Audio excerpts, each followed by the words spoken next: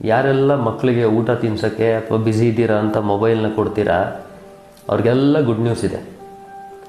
1-2 ವರ್ಷದ ಮಕ್ಕಳಿಗೆ ಅಪ್ಪಿ ತಪ್ಪಿ ನೀವೇನಾದ್ರು ಮೊಬೈಲ್ ಸ್ಕ್ರೀನ್ ತೋರಿಸಿದ್ರಿ ಅಂದರೆ ವರ್ಚುವಲ್ ಆಟಿಸಮ್ ಬಂದು ಬಿಹೇವಿಯರಲ್ ಪ್ರಾಬ್ಲಮ್ಸ್ ಬರುತ್ತೆ. ನಾಳೆ ದಿನ ಅವರು ಮಾತಾಡ್ದಿರನೇ ಇರ್ಬೋದು.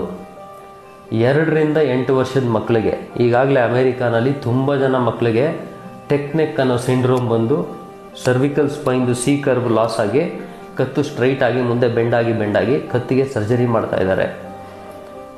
8-15 ವರ್ಷದ ಮಕ್ಕಳಿಗೆ ನಿಮ್ಗೆ ಈಗಾಗಲೇ ಗೊತ್ತವ್ರು ಎದ್ದು ಎಲ್ಲೂ ಆಚೆನೇ ಹೋಗ್ತಾ ಇಲ್ಲ, ಅವ್ರು ಯಾರ ಜೊತೆನೂ ಮಿಂಗಲ್ಲೂ ಆಗಲ್ಲ.